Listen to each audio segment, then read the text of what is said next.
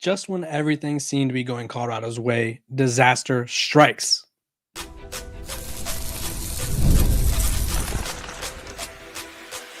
You are Locked On Buffs, your daily podcast on the Colorado Buffaloes, part of the Locked On Podcast Network, your team every day. Welcome to Locked On Buffs. I am your host, Kevin Borba. Today's episode, your post-game recap, is brought to you by FanDuel. You can start the season with a big return on FanDuel. New customers can place a $5 bet, and you'll get started with $150 in bonus bets if you win your first $5 bet. Visit FanDuel.com to get started. We are also brought to you by the Locked On Podcast Network. It's your team every day for free and available wherever you get your podcasts. So make sure to like, subscribe, follow, and all that jazz so you don't miss a second of the action.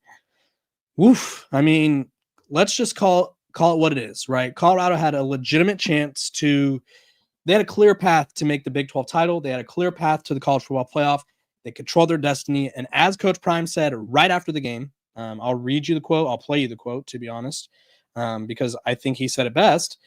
They had control their destiny and they were unable to control said destiny. So let me pull this up because I think this game was probably the worst I've seen Colorado play all season. I think they played worse in this game than they did against Nebraska. They were dominated on both sides of the ball. They were out-physicaled. And if you're dominated on both sides of the ball, it's going to be difficult to win. So let's take a look at what Coach Prime had to say right after the game and kind of how he felt about how things went. It's a phenomenal thing. I don't just think about football. I think about life.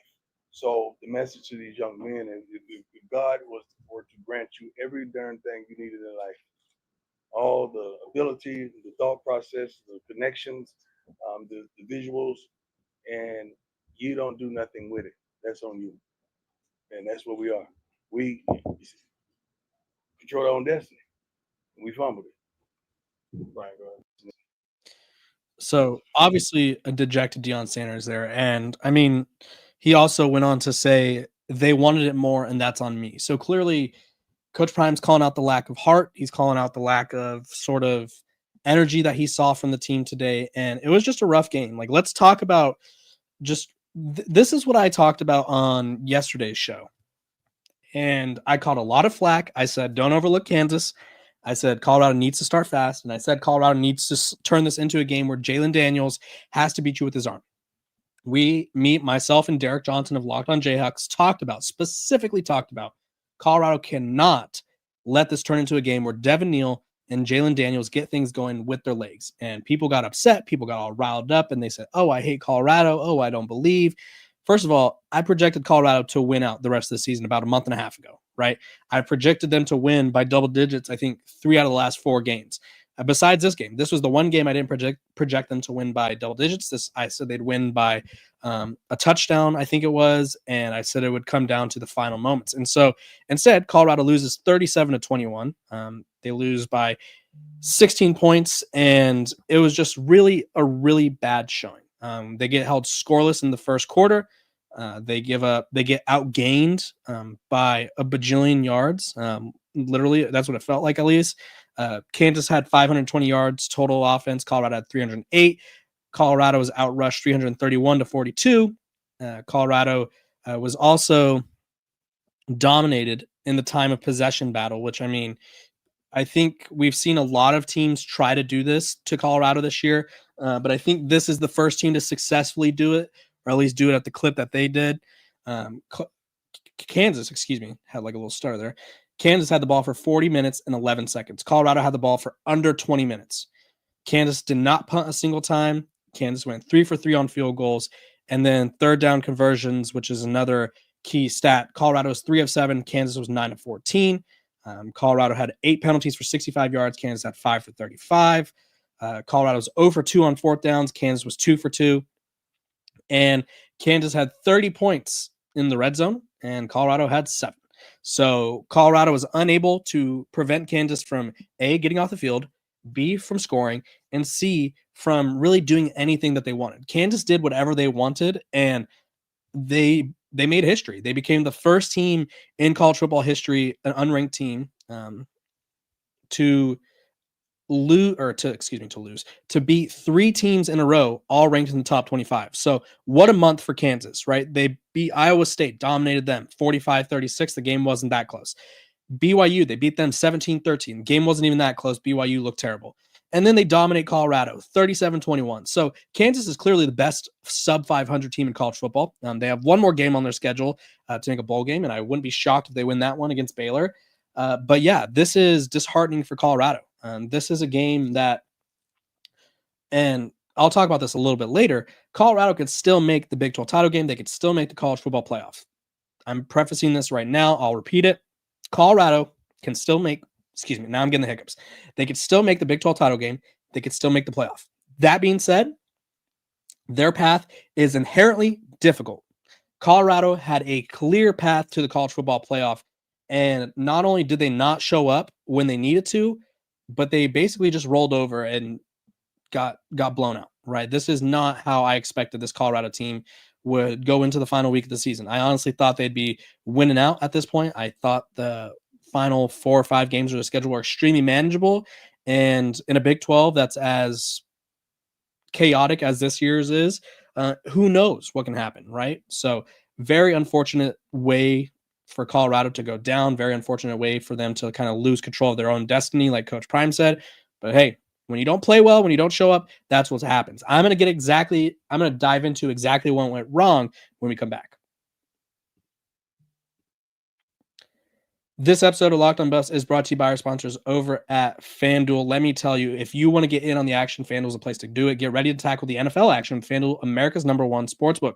Because right now, new customers can bet $5, get $150 in bonus bets if you win. The FanDuel Sportsbook app gives you everything you need to place live bets on the NFL all in one place. So when you get a hunch in the middle of the game, you can check out the latest stats, view live play-by-play, and so much more on the same place where you place your bets. Just visit FanDuel.com to join today, and you'll get started with $150 in bonus bets if you win your first $5 bet. That's FanDuel.com. Never waste a hunch and make every moment more with FanDuel, an official sportsbook partner of the NFL. Where did things go wrong? Everywhere. The start of the game, I think everything went wrong. Let's talk about it. Obviously, the title of this episode is Colorado Fumbles Away Control of Their Destiny. Colorado can still make the playoff, like I said, but it just became that much more difficult, and who knows what they need to happen now. So let's dive into what went wrong. Well, for starters, Colorado gave up a generational game for Devin Neal. Great story from Devin Neal. He's a local Kansas kid who wanted to revive the Kansas program, and he had maybe the biggest game of his career, 37 carries for 207 yards, 3 touchdowns on the ground with a long of 47. And then in the passing game, he had 4 catches for 80 yards. So he had 287 yards of total offense, 4 touchdowns, and was just absolutely dominant. Colorado could not stop the run. Colorado had been making a living off of stopping the run as of late, and they were unable to do that today. And that was the key factor for Kansas, right? Kansas is not a team that could beat you through the air. They could beat you on the ground, and then they will sort of pick you apart through the air. That is what went wrong. They could not stop Devin Neal. They could not stop the rushing attack. Colorado was outrushed 331-42. Also, Colorado ran the ball. They abandoned the run. Shocker, per usual. They had 6, 7, 8 carries from running backs, which now means they are 0-3 on the year when they have, they're 1-3 on the year when they have less than 14 running back carries. This is what happens when you don't establish the run. Let's dive into what else went wrong, because I think you could go a lot of different ways. Tackling, it was horrendous. I think Devin Neal and Jalen Daniels probably broke 17 tackles each, it felt like. The Colorado defense was not wrapping up. They were not getting into the rushing lanes, and it was just all around ugly, right? I know Scott Proctor tweeted during the game that Shiloh Sanders was benched. He had another rough game. This Colorado defense did not look like the defense that we had been seeing in the past few weeks, and I think that's one of the things that went wrong for them as well. Let's dive into what else went wrong. The time of possession is another thing that sort of falls on the defense, right? Colorado could not get the Kansas defense off, or the Kansas offense off the field. Kansas had the ball for 40 minutes. Colorado didn't even have the ball for 20 minutes. You cannot expect to win football games if you can never touch the ball, which means you have to get the other team off the field. So hats off to Kansas for pretty much dominating the ball, or dominating the time of possession, because Shador Sanders and Travis Hunter can only do so much, right? You can't do anything. I mean, Travis Hunter can because he plays defense, but Shador Sanders can't do anything from the bench, right? So if Colorado is constantly sitting there watching their offense, that is, and the defense is just struggling to get off the field, well, that's a problem. So that's another thing that went wrong. Colorado couldn't get off the field, and then untimely penalties, per usual, kill this Colorado team. They continue to look undisciplined.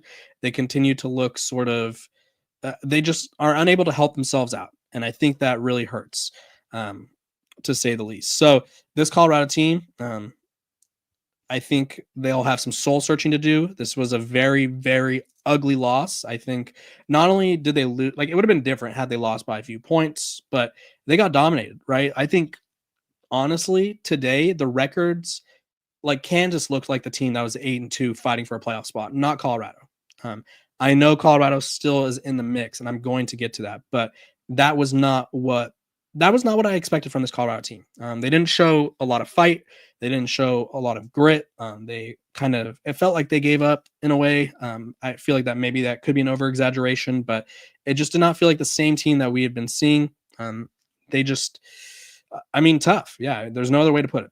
A lot of things went wrong on defense. The offense didn't play well. You can't score. Let's see, 21. You can't be held scoreless in the first and fourth quarter. They were outscored 17-0 in the first and fourth quarter, and then they just did not do enough. Simply, the offense, simply put, did not do enough at the right times. And so I think that this will be a humbling experience for Colorado. I think there's a lot to learn from this game. That being said, everything they want to achieve is still possible. It's just not as easy. Let's talk about it. But first, a quick break. This episode of Locked On Buffs is brought to you by Gametime. Gametime Picks, is the best way to get tickets for all your sports, comedy, theater, whatever it is near you or wherever. They have all-in pricing. That they have a little feature that allows you to see the total up front with no surprise fees at checkout. They have seat view, so you get a panoramic view from your seat in the app before you buy. Their lowest price guarantee, or Gametime will credit you 110% of the difference. Gametime ticket coverage, your purchase is covered with the most flexible customer service policy in the industry. So take the guesswork out of buying tickets with Gametime Picks. Download the Gametime app, create an account, and use code LOCKEDONCollege for $20 off your first purchase. Terms apply. Again, create an account, redeem code LOCKEDONCollege for $20 off. Download Gametime today. What time is it? It is game time. Okay, Colorado's path to the playoff just got a lot more cloudy. Now, it's not over, but a lot of chaos happened. So Arizona State beats BYU. The standings currently have Arizona State, BYU, Colorado, Iowa State. Iowa State has yet to play. They're playing against a tough Utah team who, even though Colorado kind of had their way a little bit, it was a tough game last week. So say for S and G, Iowa State wins. They're 6-2 as well. Colorado kind of gets, I guess a little bit lucky because Arizona State has to play Arizona. I wouldn't say lucky. Every one of these teams, Colorado included, is playing a sub 500 yet frisky team to end the season, except for Iowa State. So you have to sort of have some wishful thoughts, I guess you could say. The Colorado Buffaloes. Sorry, I was getting a phone call. It distracted me a little bit. The Colorado Buffaloes have a legitimate shot, but what they'll need now is Arizona State or BYU to lose, right? Or Iowa State, really. I'm not really sure where Iowa State's going to end up after today. If Iowa State loses today, that makes it easy. Then you just need one of those other two teams to lose. But that being said, this Colorado team, let's just call a spade. They had a perfect opportunity, and they fumbled it away, like I said earlier. And now they have to play this game of, okay, we need this to happen. We need that to happen. So it's really an unfortunate situation, like I keep saying, because I'm just in shock at how poor they looked today in terms of on-field performance. But yeah, this Colorado team, they fumbled away a golden opportunity. And now they go from a team that was the hottest in college football, looked like they were on track to making the college football playoff, to now it's like, well, you have to make sure that other things happen in your favor so that way you can make the Big 12 title and the college football playoff, right? Because they're no longer guaranteed to make the Big 12 title, which, like I said, they have to win a couple games. There is no room for error for them. at all. Like, this Colorado team had a clear path. I keep saying that because it's so true. They had a clear path, and they lose by 16. And so now next week they're going to take on Oklahoma State, who Oklahoma State is one of the worst teams in the Big 12. I think they're the only team in the Big 12 that hasn't won a conference game yet. Yeah, they're 0-8 in Big 12 play, but they started a new quarterback today against Texas Tech, and he looked pretty good. He was 26 of 36 for 326 yards, 2 touchdowns, and Ollie Gordon was back to his normal self. So if Ollie Gordon's back to his normal self and Oklahoma State finds something at quarterback now, all of a sudden, maybe next week's not going to be as easy as we thought, right? This Colorado team just opened up a can of worms of what could happen to their dream season, and who knows what's next for them. But this is not how I imagined that this Colorado game would go. Let's talk about some of the stuff in the comments. Yeah, we got caught on camera right here. Horrible game. Absolutely it was, right? I think you come into this game with the utmost confidence and you just sort of fall on your face, and you don't look like the team that we had been seeing. You don't look like the team that had all of us believing that, hey, they could contend, right? This team today can't contend. The teams that we've been seeing the past couple weeks where they're complete on offense and defense, those teams can contend. The one that we saw today where they get pushed around on both sides of the ball in the trenches, where the offense isn't clicking, the defense can't tackle, that's not a contending team. So they really need to figure that out. That being said, and don't take me saying this that they can't contend, because they can, but just not the team that we saw today. This team that we saw today will not be able to help Colorado, or will not be able to contend. The teams that we saw against Texas Tech that came back and looked gritty, against Utah that really answered back, and against UCF that dominated, that team is the one that could contend, not the one that we've seen today. So great point by Daryl here. Tough loss, but they could still make the championship. They just need some help, which is absolutely correct, which is what I've been saying. It's just they had a position, or they were in a position to where they needed no help. It was just like, hey, we handle our business and we're in. That's not what happened. So really tough scenes. I think moving forward, I think we're going to have to address the elephant in the room that is Shiloh Sanders. Does he stay in the starting lineup, or do they move to Carter Stottmeyer? Right. I think it's time to question if Shiloh Sanders is helping the team as a starter that's playing majority of the snaps, or if he's hurting the team as a starter that's playing majority of the snaps. I think we have to question why. What are we doing at running back? Right. We had Michael Welch return. We had Isaiah Gustav return. Both guys have done really well for Colorado this season, yet they combined for 4 carries. Dallin Hayden led the way with carries again. And Dallin Hayden, I think he's probably a nice dude. He's shown a lot of flashes at Ohio State. He has not shown that he can do anything behind this offensive line. He's averaging 3.3 yards per carry. He's just, whatever it is, he is not clicking in Boulder. And it's unfortunate. Why are we not running the ball more, right? Why is the offense taking so long to get going in the first quarter? Why did the defense struggle so much? These are all questions that Colorado has to address moving forward. I will keep you guys posted on everything I know. And obviously the last week of college football just got a lot more interesting for the Colorado Buffaloes. So I appreciate all you guys for tuning in, making me your first listen of the day. We're free and available wherever you get your podcasts. So make sure to like, subscribe, and follow. I will be back on Monday. I'm here every single day. My everydayers, you know who you are. I appreciate all the support that you guys give me. Like I said, make sure to like, subscribe, and follow. I will see you guys next week. Tough blow. It's not over for the Colorado Buffaloes, but it certainly hurt. Have a great day, everyone.